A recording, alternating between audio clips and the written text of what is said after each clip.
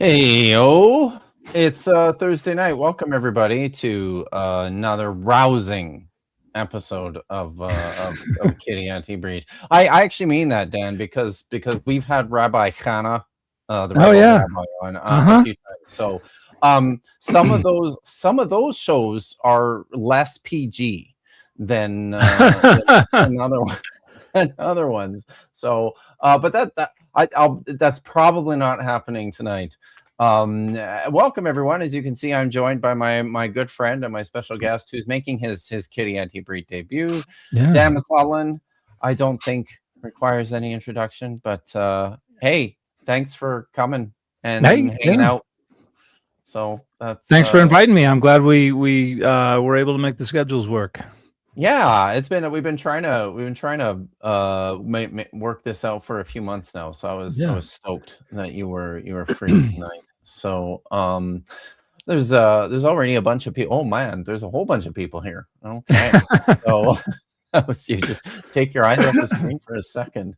So just checking in with John and Cenk. Cenk is one of my current Hebrew students, Oh, very and cool. Faith by Faith is here. Yeah. And so as is Noise Ending, another one of my current Hebrew students. Mossy Matt is wishing us a happy Ha Tikvah, as one of my former Hebrew students, and of course that warrants I one can of. say Ahavtika, I love you. So it never gets old, Dan. I just it delights me. And I'd love to make a shirt out of it, except the only thing that prevents me from doing so is the fact that if I wear it anywhere, Hebrew speakers are gonna think I'm stupid. So I Well, you could put a little SIC in brackets in yeah, there we small go. letters underneath it. That would cure it, right? So hopefully. But yeah. So I was never here has a question directly for you. Hmm. Dr. McClellan, I have a problem. I'm dogmatically committed to Kipp Davis mythicism and God's propaganda being pseudepigrapha. How can I stop putting my dogmas over data? I think there's probably too much self-pleasuring going on. If Ooh, that's getting in ouch. the way, I mean, you got to cut that out, Oh damn. because you get the problems with your palms too. But yeah, Oh. that's step number one. But Oh, wow. See, here I thought this was not going to be as spicy as since Gord is here and Sapphire Big Swamp Denier Light is here. Becca Boo is here. A bunch of people from your channel. awesome. Buck Perigo. This is Cuneiform Guy, who used to have a lovely Cuneiform YouTube handle before YouTube fucked all that up. So, Hypatia Stanhope is here, Evan Moore. Jace Hare, are you familiar with Jason Hare? He runs I don't think so. a platform called the Hebrew Cafe here on Oh yeah, yeah. YouTube. I Yeah. know the Hebrew Cafe. Yeah, so that's Jason. But there's a bunch of people in the audience tonight. So welcome everyone. We're gonna jump right in. If you're new here, this is the show where I get to hang out with friends of mine and we read Hebrew text and we get nerdy about the language and the syntax and the grammar and just talk about some interesting things going on as well. So Dan and I will, as always, take turns, each reading a verse in the Hebrew and translating it into the English, and then yeah, parsing verbs and pointing out anything else that might be of interest. So we are starting tonight after the Patucha, the open paragraph mark there at the end of verse 9. We just read about how Yahweh is going to be a wall of fire around the unwalled city of Jerusalem, Yeah. and how the glory is going to be right in the midst of it. It's pretty spectacular. So that's where we're picking up tonight. Do you want to read first, Dan, or do you want me to start? I usually leave it up to So I'm happy to start. sure. So verse 10, here we go. Hoi hoi v'nusu me'eretz safon na'um Adonai ki ka'arba ruchot hashamayim perasti, excuse me, etechem na'um Adonai. And then the hoi hoi we got, or ho ho if you're nasty, I guess. Our interjection, which is I usually go with whoa, but I think up is something that I see. Up. Yeah. Okay. Get up. Yeah. Like get off your ass. Yeah, Thing, something think, like right? that. Yeah. Yeah. So And then we got the nusu, which is our plural masculine imperative from noose to flee. So we're saying get your asses off the ground, flee. Me'eretz, from the land, in construct with safon. Safon could be name of a mountain. It is also used to mean the north. It is a mountain located in the north. Famously, the mountain in the Ugaritic literature, that's right. where we have some divine palaces, some abodes. And then we got the Neum Adonai, something we see a lot in prophetic literature, says the Lord, or something like that. And then ki, because, or for, ka'arba, as four of winds, or the four winds of the heavens or the skies.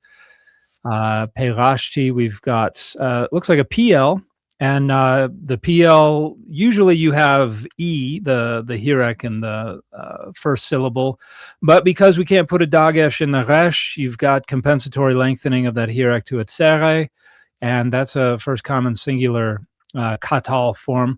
When you teach Hebrew, do you use perfect and imperfect? You go, Yeah, I do. What do you use? I was taught not to default to tense and to use perfect. But and I think the what I used was prefix and affix were the two forms. Yeah. But then in the literature, I overwhelmingly saw like yiktol and wayiktol and katal. So I haven't really settled on just sticking to one of them. So yeah, like I've been using Josh's new books for this, right? And so what he has done, because and he's gone a different direction where he doesn't even start talking about like he introduces all the verbs with tense at the start and just doesn't even start talking about aspect until quite a bit later, sort of because I guess perfect and imperfect into it, right? Yeah, somebody points out those aren't tenses. I guess past and present would be the tense version of it. But, yeah, that's usually how we do it, right? We introduce as like there's a we say there's there's a past tense which is the perfect and a future tense which is the imperfect, and participles are usually function as present tense verbs, and then later on after they've got, because we do verbs pretty early, right? So later on we start to fill that out a bit more with the like the more nuanced version. So it's tricky though, right? Like it is annoying, and it's been so long since I've been kind of in that debate that I said perfect and imperfect. I should have said past and present. I use Lexham Presses.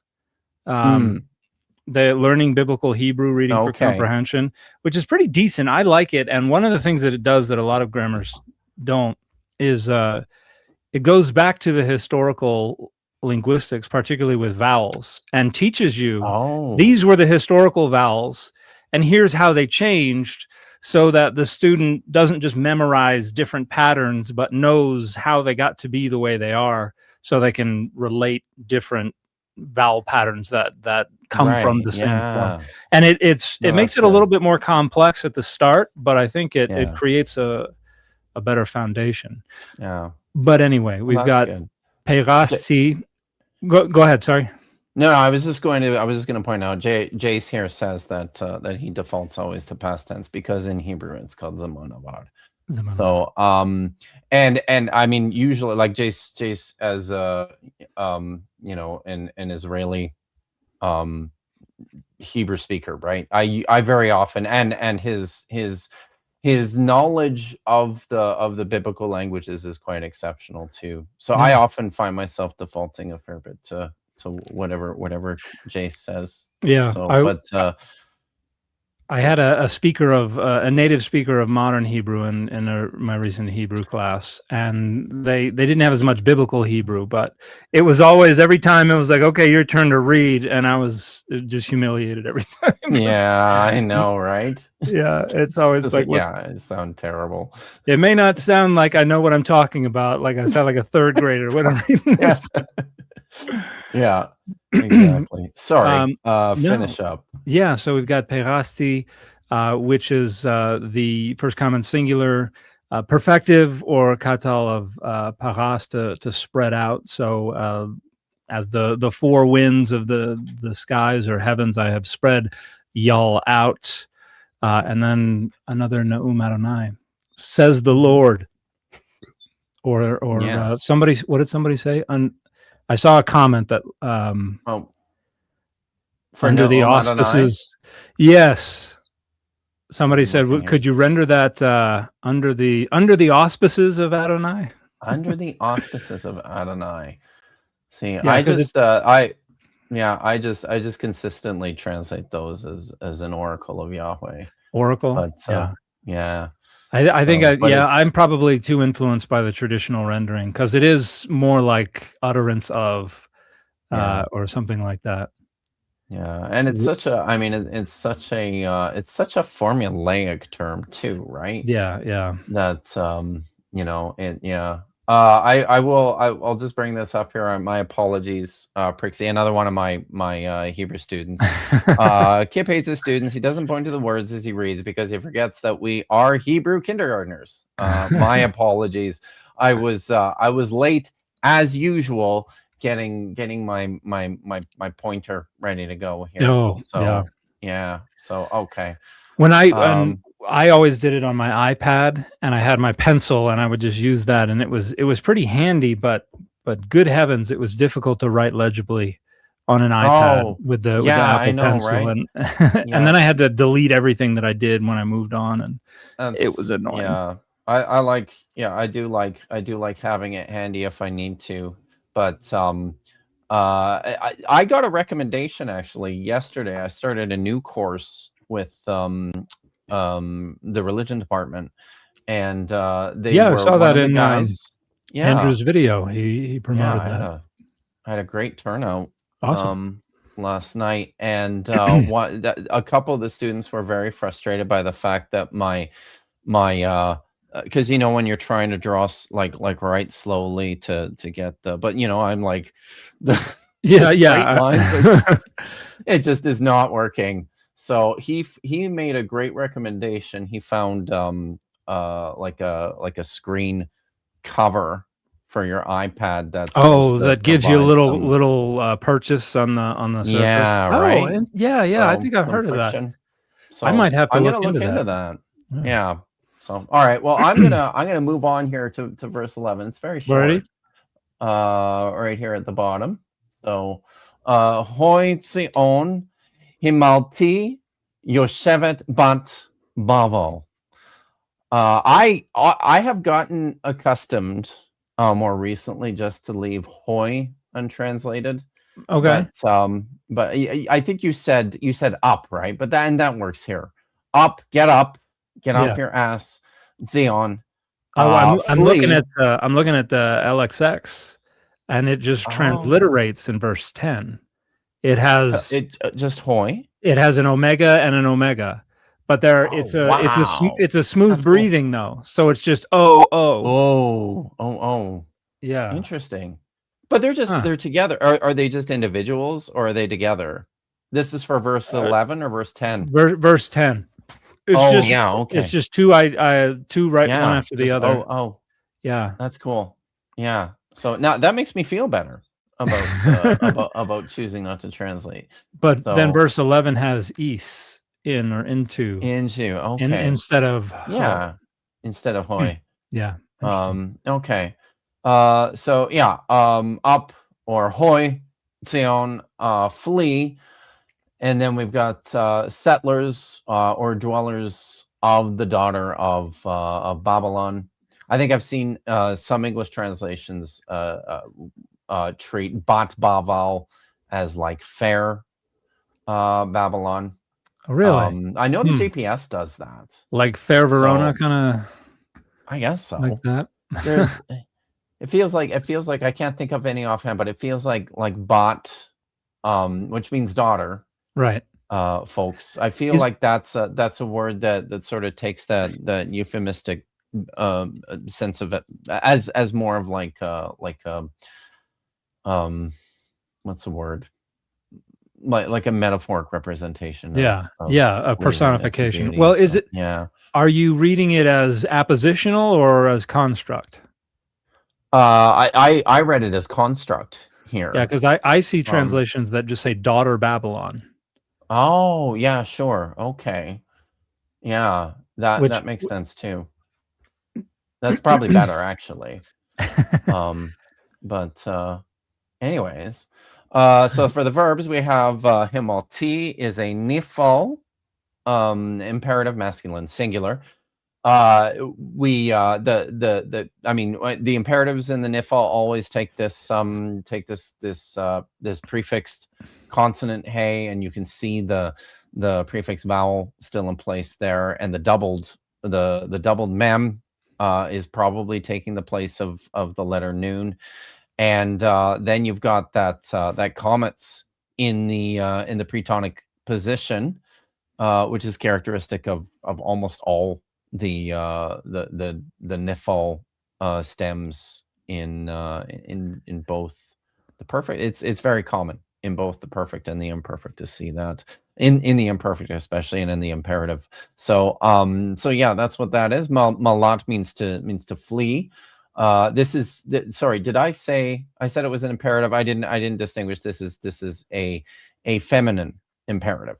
So we've got the T ending there. Yes. And as I haven't gotten to imperatives in my current classes, but when I introduce them to my last class, I always say the easiest way to recognize an imperative, usually in the Cal, right, is to just picture them as second person verbs, because in actual fact, this is what they are. You're always addressing someone with your imperative, but then you just lop that prefix right off.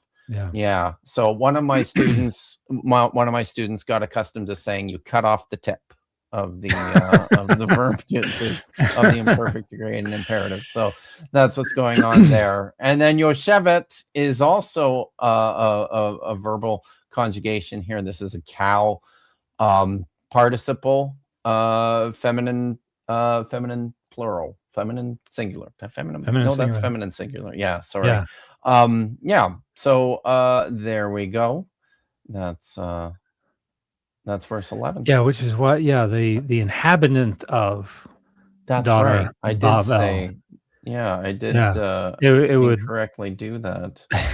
So you'd be Yoshvot if it were plural. But that is interesting that we're now doing, because you have etachem in the previous verse, which is your second masculine plural. The plural. That's but right. We've switched to a feminine singular, and I wonder if that's under the influence of the singular feminine personified cities of Zion and Babylon, because they're both feminine. So maybe that just affects how the author decided to render that. Is there in the BHS? Is there a where are we? In the BHS, is there a variant? Oh, you already went over. Is there a variant or anything in the? Actually, there is a note here for bat. But you were wondering about Yoshevet. Yeah, because you have right there Himalti Yoshve, the inhabitants. Yeah, that's right. So the masculine plural construct. Yeah. So it does look like somebody was like, "Why is that singular? Let's make it plural." And masculine as well. What is that? That's one manuscript reflected in the Septuagint as well. So yeah. Katikuntes, which is masculine plural participle. Cool. Yeah.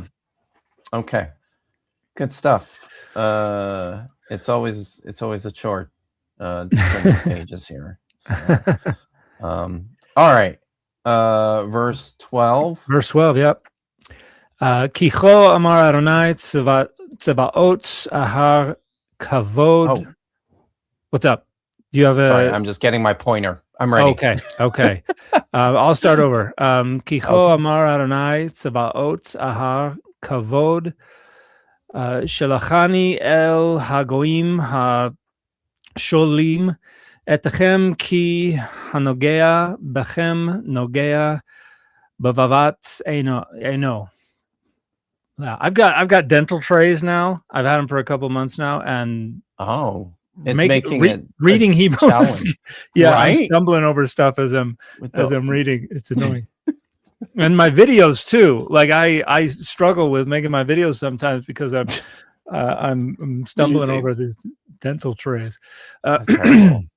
Okay, so for thus says Adonai of hosts, after glory has sent me to the nations which plundered y'all, and then we've got another key for the striker, or the one who touches y'all, is a toucher of the apple of his eye. Yeah. And you have, it looks like we got a couple of notes on Ano there at the end. Do you want to go look at those now, or we could maybe just do your translation and your parsing first. So Amar is our standard 3ms katal from Amar, say. So thus says Adonai of hosts. Shalachani is pretty standard call, katal, from shalach, to send, with a first common singular object suffix. And then we have a plural participle with a definite article on the front, which I always, when I learned the participles, they told me, think of the definite article as like a relative pronoun, as like a who or which. That's a good way to think of it. That's how I've, so shalal, we got our call, masculine plural participle, to spoil, to plunder. Y'all, and then naga, we've got two masculine singular participles in a row with our wonderful furtive patach. And y'all will always be, yes, thank you, Vishanti. Y'all is one of the most useful words in the English language. I was born in West Virginia. I learned y'all before I learned you. So for a long time, I tried to suppress it. And a while ago, I was like, screw all y'all. I'm using y'all. So naga would be to touch or to strike. So we've got nogea twice there, participle for that. Those are all the verbs in there. And then I'm trying to see if there's anything interesting here. The cho at the beginning, ki cho. You would expect a dagesh lene in the beginning of that. That's true. For the Begad Kafat letter. This is something that I always tried to repeat with my students. If you've got an open long vowel at the end of the word that precedes a word that begins with the Begad Kafat, it will usually omit the dagesh. It's treating it, for purposes of syllabification or pronunciation anyway, as if it is carrying on the same syllable. Yeah. So you see that quite a bit. Yeah. Excellent point. Yeah. No. Do you want to we could look at some of these notes here? Yeah, I'm interested because I looked at a translation. Septuagint has his eye, but the NRSV UE has my eye. It does. Yeah. And I think it's probably because the it's treating it as reported speech, I think, and so it's wanting Adonai to be referring to my eye. What do we have? Okay. Tikkun it's got Soferim, the Ani. Yeah. So there's one. It looks like there's one manuscript of the Septuagint, and then the Vulgate, Tertullian and the Vulgate. and that have my eye. Yeah. So cool. What is the? Can you scroll to the right a little bit? Oh, add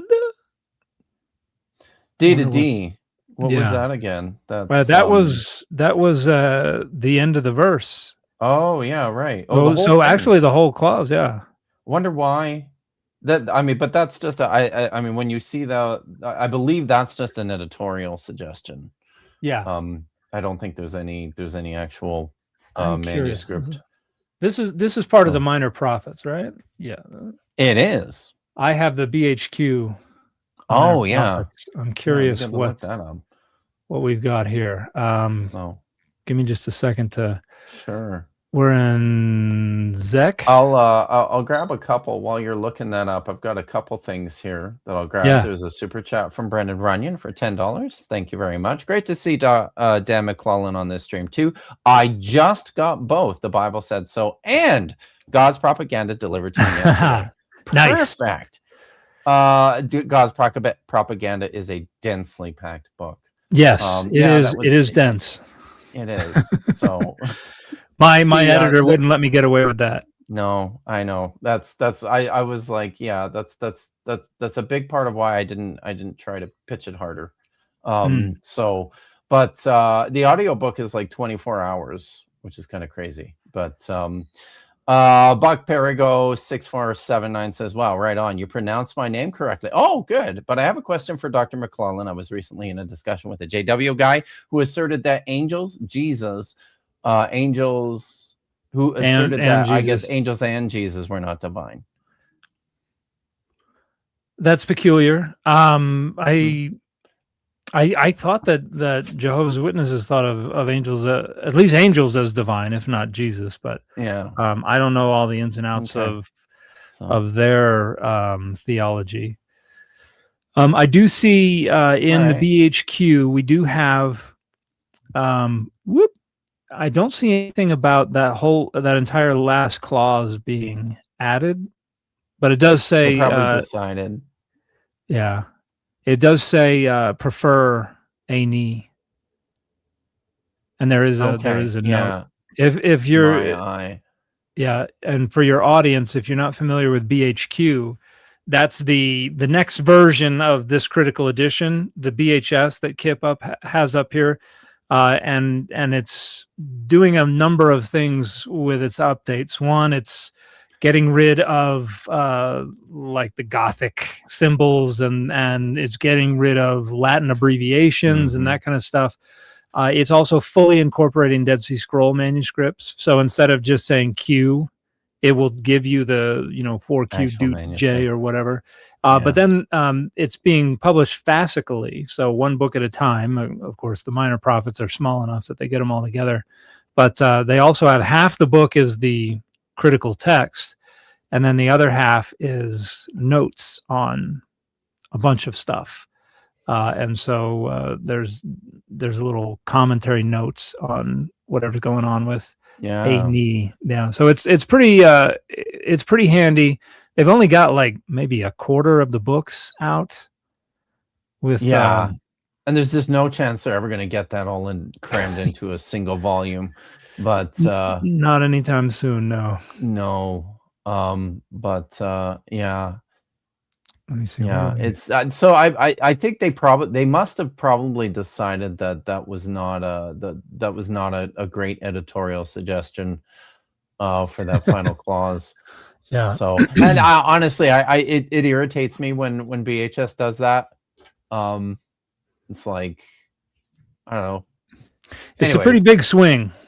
So here's what it says about Ano. According to tradition, M is a Tikkun Soferim for Ani, attested in one Babylonian manuscript as the I guess it says M Ketz. So do we have the Ketiv that has Ani? Okay. And also in the Washington Papyrus, multiple Vulgate manuscripts and a citation by Tertullian. Implicitly also in a citation by Justin. Yeah, so the context strongly suggests the originality of the first singular suffix, whose modification to a third singular suffix for theological reasons is easily envisaged. And then in 4Q... it's a totally understandable. Yeah. 4Q12E, it is not clear because of damage whether the manuscript reads Yod or Vav as the final letter. Yeah. So that's how they get confused. Yeah. Easy enough. All the time. All right. So and even we've talked in the past about Psalm 22 verse 16 how it's, you'll have in the same line, you might have a Yod that's longer than a Vav in another word, and even in the Dead Sea Scrolls manuscript where it's supposedly clear, the Nachal Hever Psalm scroll, there's a lot going on there where, like, even just in the very next, it's in the very next word, or it's in the word at the end of it, where yado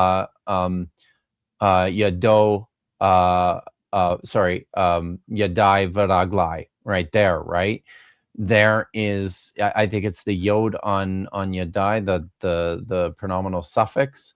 If you look closely, and the manuscript is damaged, but if you look closely, it looks very much just like a vav. It's in fact, it was misread by the editors as a hey, because it's like two vavs next to each other. And that as a hey. So, but I think it's clear.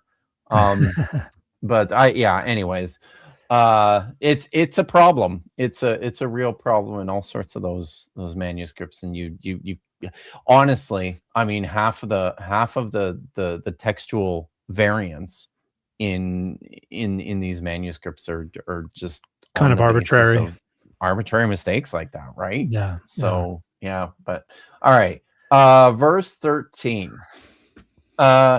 Ki hineni menif et yadi alehem v'hayo shalal le'avdechem vidatem ki Adonai Sabaot shalachani. All right. Since let's see here. So I'll do it this way. So look, I am like waving my hand over them, and they will plunder. They will be plunder for their slaves, and you will know that Yahweh Sabaoth, Yahweh of armies, has sent me.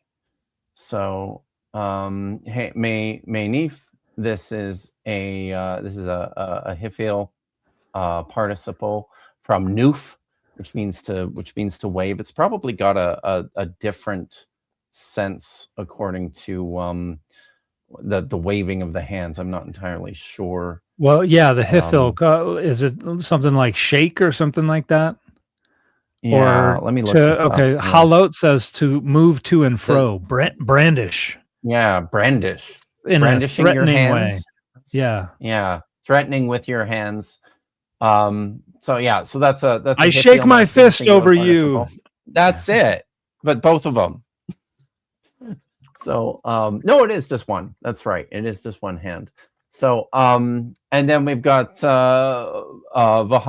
Vahayu is just a standard Cal perfect third masculine singular. This is prefixed with the Vav, a Vav consecutive with the perfect here, and with the next verb, which are considerably less common in the Bible, but function the same way in terms of inverting that the sense of the verb there. I learned it as a Vav reversive. I learned Vav conversive with the prefix and reversive with the affix, and then in my textbook that I use, it uses Vav consecutive perfect and Vav consecutive imperfect, and I'm sure it was confusing for students because I kind of hopped back and forth to which I would use. Aren't we terrible? Yes, I do stuff awful. like that all the time. So, what I think some of the students had a hard time with the Vav consecutive perfect was that you need to establish a future tense in order for that to be used that way, because it can just be a simple perfect with a Vav. it can. But the hineni, check me out, waving my hand, puts things in the future, and so that's what establishes the temporal futurity of it. See, I often say, but yeah, when you see a bunch of Vav conjunctions together that aren't Vav consecutive and perfect, very often they're just carrying forward the sense of the last verbal expression until you see the next Vav consecutive. So Vav consecutive and perfect.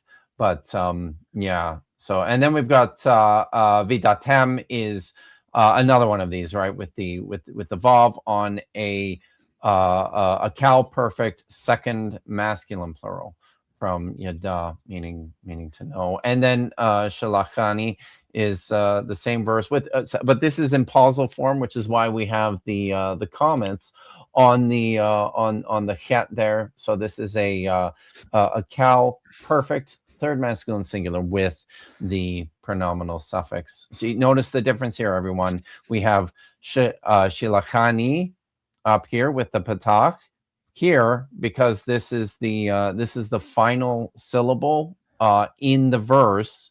The metheg, you can see the accent there is attached to it, which puts the whole, but puts it into pause, and then will lengthen that final that vowel there too. So that's what's going on there. All right. Yep. Ready to go with verse 14. Pause took, no, I didn't learn pause as an undergrad. I had to figure that one out later on. Yeah. We had, did you do Hebrew in undergrad? Yeah, I did. Oh, wow. Did cool. Yeah. I did too, actually, now that you mention it. I don't know why I'm like, yeah. Okay. Yeah, I did a couple years of it, and then a couple of reading classes. And then, I remember in one of the reading classes we had at Trinity, we spent a day going over accents in the Masoretic text, and that was helpful. And I used to have a handy booklet too, right? Yeah. That I lost. Oh, did you? I've got a PDF of it. The guide to BHS or something like that. Yes, that one. I love that book. Jace also recommended, if you can throw that in there again, Jace. He's recommended a book for accents and cannellation, just a skinny little booklet that's affordable that you can buy. So, but yeah, if you want to do that, Jace, then I'll make sure to flag it. So, I definitely need to work on cannellation, because I'm just like, it's cannellation. Yeah, right. Exactly. It's on the accented syllables. Yeah. For so long, everybody just told me, just ignore it. Ignore it. It's not important. Just pretend it's not there.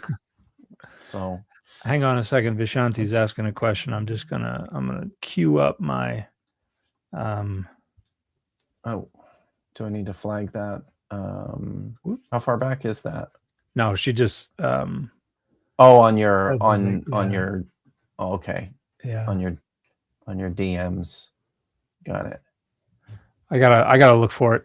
I don't remember what the title is. Okay.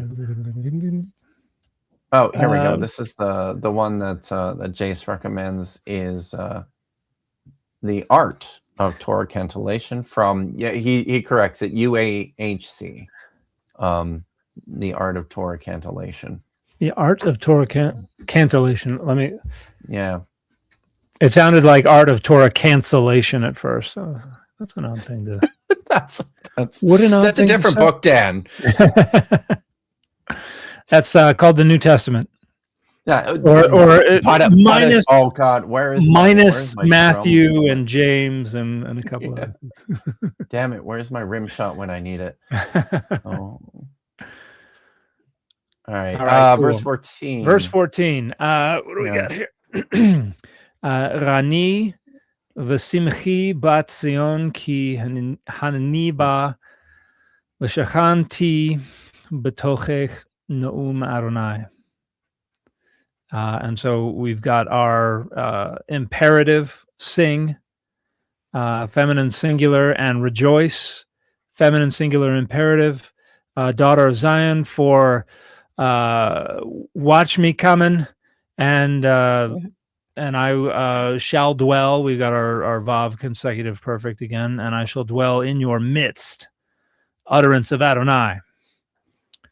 And simchi, we already did, Rani and the simchi, those are two feminine singular imperatives. And then we've got our first common singular call, perfect, the vekatal, the vav consecutive perfect. And then va is a participle.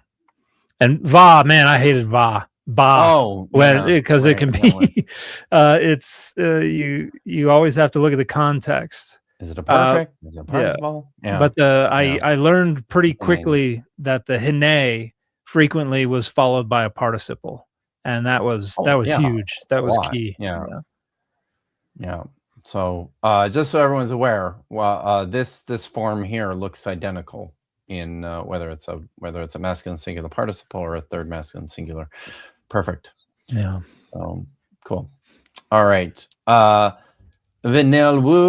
goyim ravim el Adonai bayom hahu v'hahu li la'am v'shakanti betochech v'yada'at ki Adonai tzabaot shalachani elayech. All right. I'm just gonna, because I'm right here, I'm just gonna point again. Everyone can see the comments with the methag here in the last word. It's just these are causal forms, right? That's why the vowel changes. Okay, and then it's this is like you will be they will be. Yeah, so many great nations will be joined to Yahweh on that day, and they will be for me a people, and I will dwell in your midst, and you will know that Yahweh of armies has sent me to you. It's interesting here too. Now we've got we had tem in verse 13, the masculine plural. Second singular. Here second plural. Sorry, masculine plural.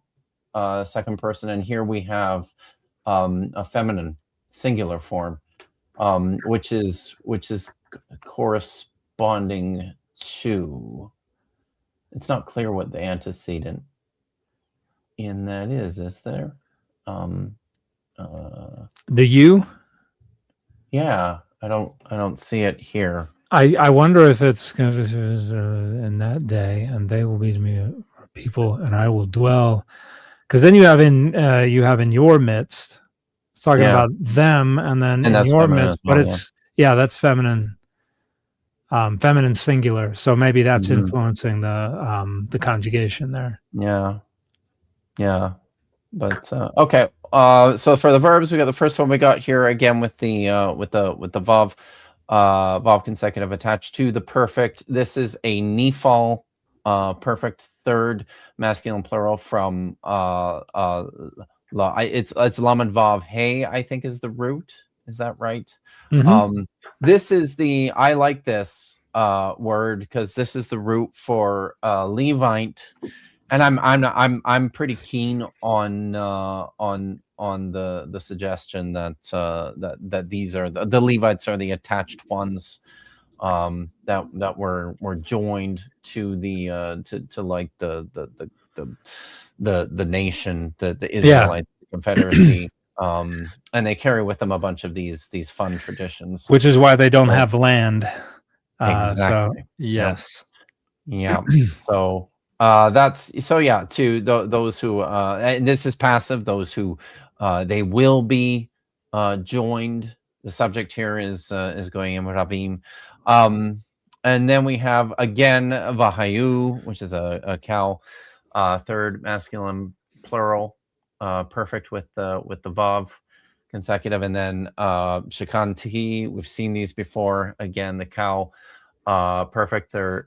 This is a first common singular with the vav, and then this one I pointed out earlier. Vayadat is yadaat. Sorry, is a second feminine singular, cow perfect with the vav consecutive, and shalachani is the cow third masculine singular perfect with a first singular pronominal suffix. And again, notice we've switched back right to the patak as opposed to the pausal form.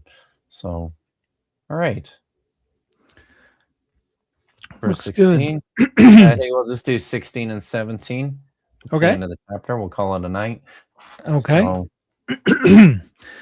V'nachal Adonai et Yehuda chelko al admat hakodesh uvachar od b'Yerushalayim. And so we've got Nachal is and the Lord shall inherit Judah, his portion, or as his portion. Man, that sounds familiar. Yes, we've got a Deuteronomy 32:8-9 allusion here upon the Holy Land, or al. How should we be understanding that? Against the Holy Land, or on the Holy Land, in the Holy Land? I see. That's I understood it as on. Yeah. Well, but LXX has because I don't think that makes. Oh yeah. Okay. So pretty literal. Not so helpful though. Yeah. No. It's hard to. It's hard to imagine what's going on if it's against, right? I think I struggle with that. Yeah. So something in relation to the Holy Land, and he will choose again Jerusalem, or elect again Jerusalem. And so Nachal, we've got our vav consecutive perfect again. That's a 3ms call. Nachal, to inherit, and then uvachar, that's another vav consecutive perfect. And because of the vav is precedes one of the labial consonants, here the schwa changes to a shurek, and we've got our 3ms call, perfect, vav consecutive perfect there as well. Od Yerushalayim. Yeah, and then we've got our Yerushalayim in pause there toward the end, so you got the comments under the lamed. Yeah. And that's a weird. Do you see Jerusalem spelled with? Do you ever see it spelled with a yod mem, or is that hirek kind of a furtive hirek? Is that a kare perpetua or something like that? Yeah. Honestly, I'm not even sure, but yeah, it'd be you. Shoot, I should have pulled open a. I have it right here. I wonder what's going on if we have text from Qumran here. Sadly we don't. It ends at verse 14 in 4Q80. So unfortunate. Oh well. Are you looking at biblical scrolls from Qumran? Or okay, that's such a handy text, isn't it? Yeah. I particularly like that you've, because I've got both the accordance modules where you've got them all in order, but then I also really love the manuscript module. So, but yeah, No. Oh, look, Nidhi's here. Hey, Nidhi. Good to see you. All right. Nidhi, by the way, Dan, is he's one of my co-hosts for my bi-weekly Saturday night show, which is coming up. Oh, right on. This weekend. So, all right. Last verse. Has kol basar mipne Adonai. Ki neor mimeon kadosho. So here we have silence, all flesh from before Yahweh, in Yahweh's presence. There's going to be a big exclamation mark there, I think. For oh shoot, I just oh yeah, he will, for he will, or he has, I think, like awakened himself from his holy habitation or his holy abode. That's the Ma'on there. Now, so, maybe the native Hebrew speakers in the chat might be able to help clarify for me. You pronounced the last word kadisho, but I would have defaulted to code show. Oh, here. Yeah, that probably would have been better. But and this is, there are a bunch of cases where the chatef, or the kametz chatuf, is not clear. And yes. And I know where a word, the noun, is usually like chokhmah. Sometimes it's not clear, and you default to the noun form, and so pronounce it as a kametz chatuf. But I wonder if anyone in the chat who knows Hebrew, at least pronunciation, better than me, has any guidance there. Is that code show there? Yeah, let us know. Jason's just not paying any attention, and that's not helpful, Jason. Really not. He's pointing out where there's a yod in Yerushalayim. Oh, and Jeremiah, right. Yes, Esser, in a bunch of 1 and 2 Chron. Oh, yes. So it's pretty late. Yeah. Yes, it's code show. Yeah. Okay, yeah. So it's code show. So good. Just the one verb here. This is a nifal. Notice the tsere underneath the noon. It's a third masculine singular from ur, and the reason we have the tsere there is because you can't put the dagesh in the guttural,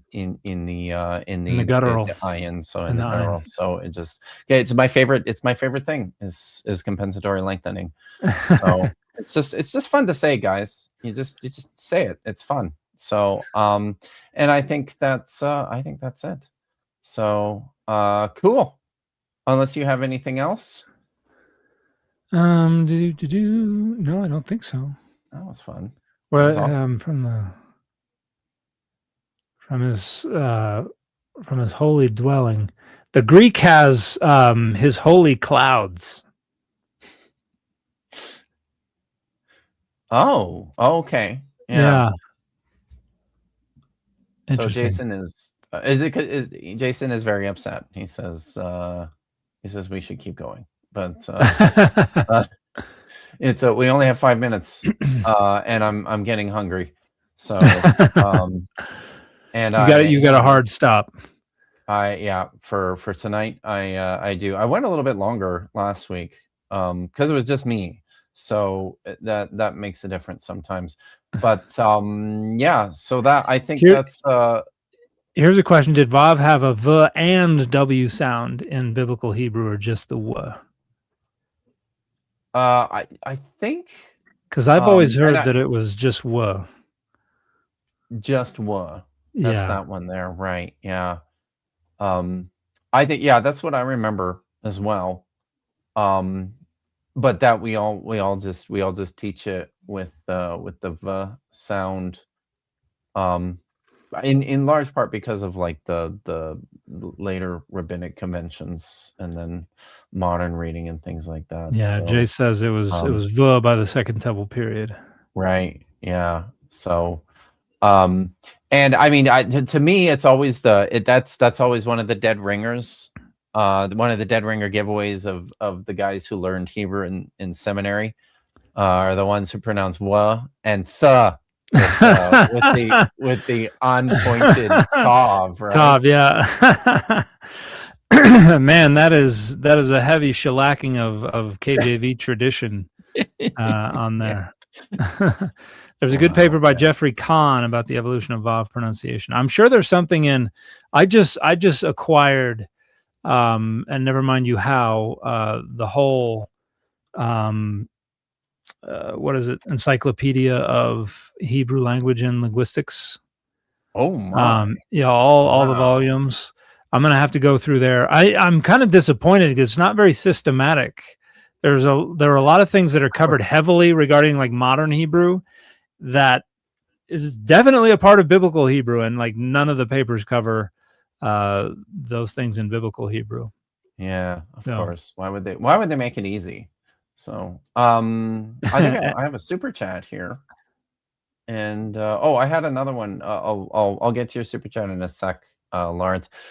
Select works of Cecil just wanted to shout out Robert Alter's Hebrew Bible translation because he points out so many interesting things about Hebrew sentence structure and wordplay, which he's a master at. Yeah. So good. But yeah, I agree. Which is, I have his Art of Bible Translation where he kind of really lays on heavy how much you have to kind of make clear your reliance on the King James version, and which I kind of frustrated with, but two, he really wants to make clear that he wants to try to bring through as much of the Hebrew form and wordplay and stuff like that as possible into English, which is fine for a very literary translation that is intended for well-educated folks. Yes. Who are going to be able to be like, I see what you did there, because they already know, they can already access the source text. But for many Bible translations, particularly for non-English languages where people don't have that kind of education, that's not an incredibly helpful translation philosophy. True. Absolutely.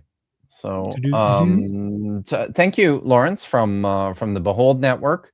To both of you, on Saturday, Blasphemers Bible is going to be covering Psalm 104, the hymn to the Autumn One. Would be really cool to have you both there.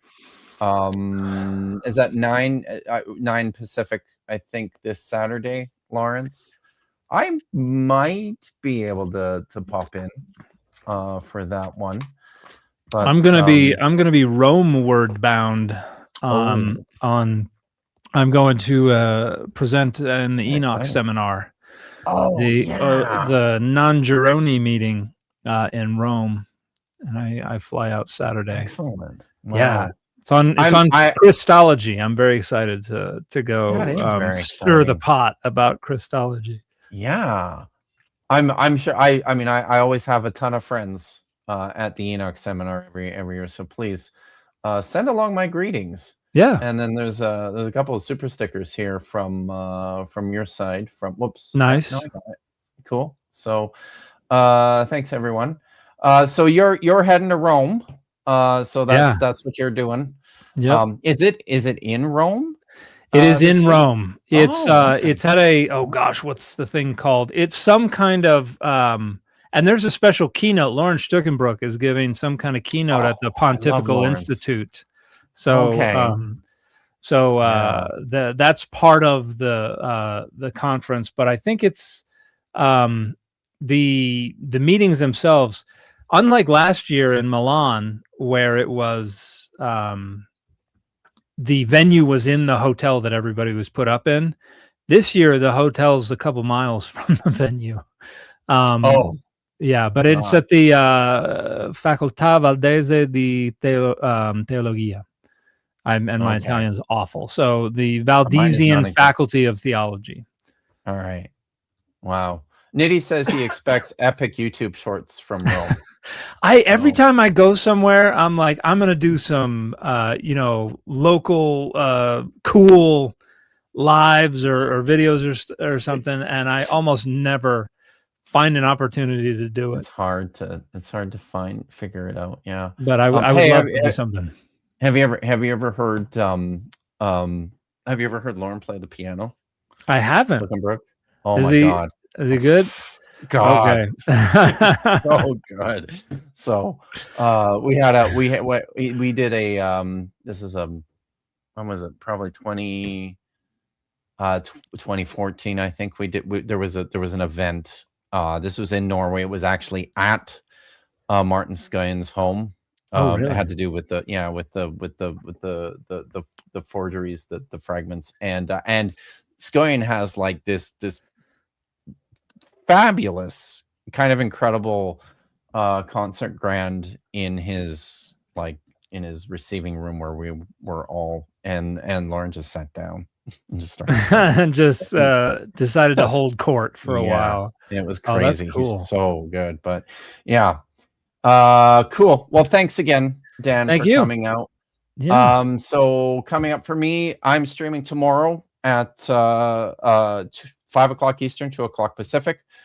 Vish is still away at I think you're in San Diego, aren't you, Vish? So Jealous. Yeah. Ryan Kaltastic will be guest hosting once again, and my special guest is paleontologist Doc Dino, and we're going to be looking at dinosaurs in the Bible, which means, of course, we're looking Job at 42. Yeah, absolutely. So and a terrible lecture from Jason Lyle, who doesn't know anything about dinosaurs or paleontology or the Bible. So it's just we're just gonna take giant shits on this guy for a couple of hours tomorrow. So that's I don't think I know this guy, Jason Lyle. He used to be at Answers in Genesis. He's an astronomer, I believe, by training. So I think, but he's just super obnoxious. He's one of the, I mean, they're all obnoxious. He's just really obnoxious. So come out tomorrow, everyone. That starts at 5 o'clock Eastern, 2 o'clock Pacific on this channel. And then on Saturday night, it's at 10 o'clock Eastern, 7 o'clock Pacific. I will be back with Nitty and Dr. Tapioca Weasel for another installment of Budget Scripture Saturday, where we look at dumb Bible videos, usually featuring lots of bad AI. And I usually drink more than I should. So, but it's a good time. It's a fun show. And then I think, I think that's it. I don't have anybody lined up yet for next week. So cool. Thanks for coming out, y'all. See how I did that? Yeah. So awesome. Smooth. Very smooth. Excellent. All right. Thanks again, Dan. Yeah, thank you. Appreciate it. Everyone, as always, be good, stay safe, and hot tech fun.